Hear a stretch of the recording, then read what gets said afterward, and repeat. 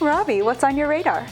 Well, the GOP's hopes of controlling both chambers of Congress are officially over. The votes have been tallied in Arizona and Nevada, and both GOP challengers, Blake Masters and Adam Laxalt, have gone down to defeat, which means the outcome of the Georgia runoff won't actually affect control of the Senate. The Democrats already have 50 seats, plus Vice President Kamala Harris's tie-breaking vote.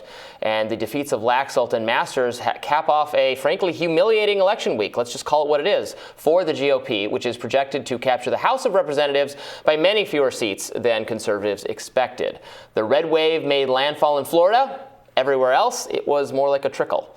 As Republicans process what went wrong and try to understand precisely how they could have fared this badly against a deeply unpopular president and a horrible economy, they should consider that Democrats' pitch to voters, Trump and Trumpist candidates are existential threats to democracy, may have actually worked. Republican candidates who pledged fealty to Trump and made his backward-looking lies about a stolen election a centerpiece of their own campaigns badly underperformed on election night. No one better encapsulates this trend than Blake Masters, the Arizona candidate, who famously released a campaign ad last year in which his opening pitch to voters was, "I think Trump won in 2020. Let's watch that. I think Trump won in 2020. Maybe you disagree, but you got to admit, this election was really messed up. We saw states change the rules at the last minute to flood the zone with mail-in ballots. The media, they'd tell any lie in order to hurt President Trump. And big tech censored true information about Joe Biden in the weeks leading up to the election. How is that fair? Trump wins big in a fair fight. I'm Blake Masters. I'm running for the U.S. Senate in Arizona. And I approve this message because election integrity is the most important issue. And we got to do so much better if we want to keep this country great. It's perfectly valid to complain that the media coverage of Trump was sometimes less than fair. And it's, of course, all well and good to say that big tech did its best to tip the scales for Democrats.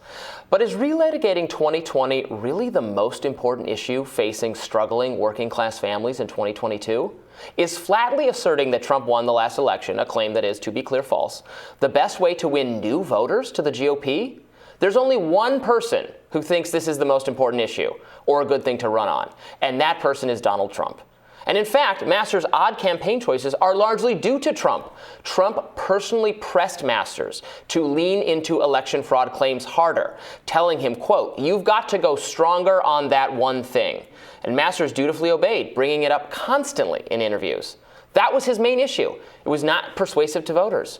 Kari Lake, the Republican candidate in the Arizona gubernatorial race, who similarly made election denialism a centerpiece of her campaign, if not more so, is also currently trailing her Democratic opponent, though this outcome is not certain at present.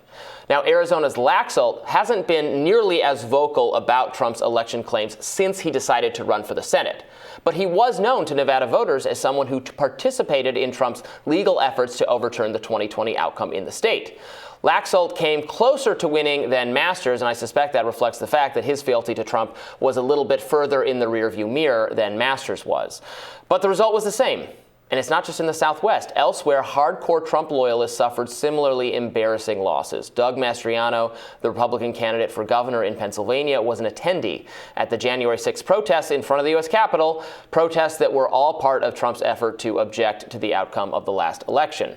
That's how voters knew Mastriano, as a Trump guy and supporter of Trump's election lies. Guess what?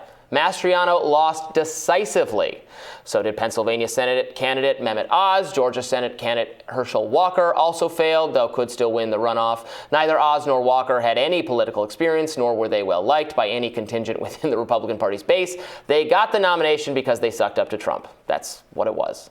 Meanwhile, Georgia Governor Brian Kemp, a Republican who refused to give credence to Trump's election lies, was easily reelected, landslide against Stacey Abrams. Despite Trump's best efforts to sabotage him, he recruited a primary opponent for him. Trump's support undoubtedly a boon within Republican primary elections. The MAGA base is vocal, active, and numerous. But by forcing Republicans to humor Trump's claims about the 2020 election, he ultimately cripples his candidates. General election voters do not like this fixation. The GOP needs to attract moderates, independents, centrist Democrats who are worried about the country's direction, worried about inflation, gas prices, the failing education system, rising crime in many cities. These voters are winnable. We know that. Look at New York. Look at the gubernatorial outcome in New York, where the candidate there got closer than any Republican has gotten in recent memory. But there is plenty of evidence that Trumpist election denialism is just a non-starter for the voters the GOP needs. If believing that Trump won the 2020 election, as Blake Masters does, is a litmus test to secure the Republican nominations, then Republicans may find the red wave is a perpetual mirage. The GOP needs candidates who are forward-looking and who realize that Trump isn't doing them any favors. Masters had to learn that the hard way.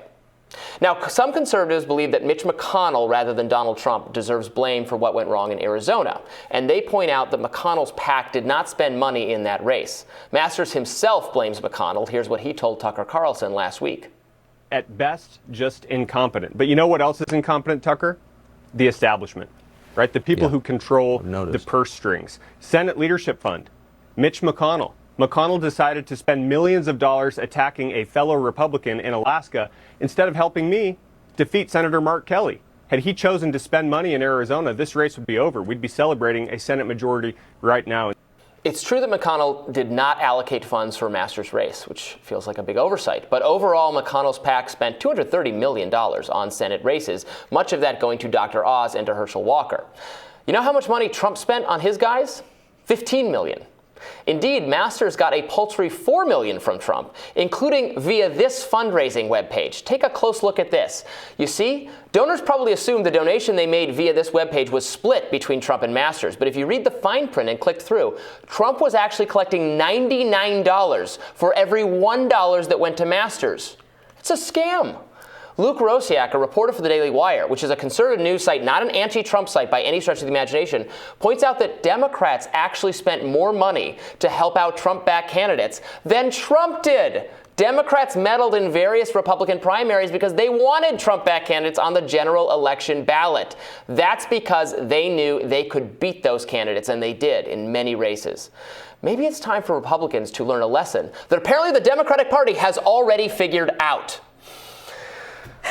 So I totally get it. I have my qualms with the Republican establishment as well. McConnell's clearly didn't like Blake Masters, and that went both ways. But you could say he's got to be a big boy, and he should have helped out in that race.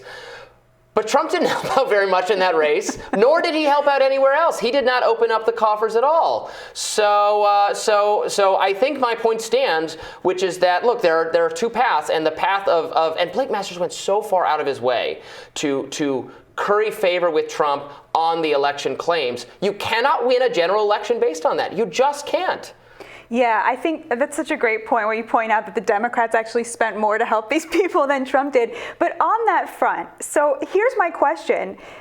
You know, while the Democrats were funding these far-right Trumpist MAGA candidates against the sort of normie Republicans who might have been better able to defeat Democratic candidates, you know, that we in the media, we were like so horrified by this, right? It seemed like so, you know, anti-democratic, just so kind of gross and cynical, right?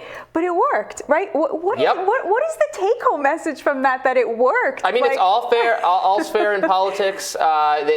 We're certainly within their legal rights to run ads, 100%. You know, associating. Yeah. I think it was right for us to call it out because it undercuts the message that Democrats have that, you know, the integrity of our democracy is at stake, and Trump is different than other Republicans, and we just need to get rid of him. Obviously, Democrats don't believe that. They don't believe that at all. But what they were saying worked. I think we have to concede that their message of Trump as existential threat worked, and it works because Trump supplies the other piece by still being a presence. And if Republicans want to do well, it's going to be hard. It's not going to be easy, but some way or another, got to show them the door. Maybe now that they have DeSantis waiting in the wings with a huge success in Florida, that will be easier to do. But it seems to me that there's no other choice if they want to win elections in the future. And certainly that is the message that we're getting from, you know, the Rupert Murdoch empire. Yeah, that's true. That's true.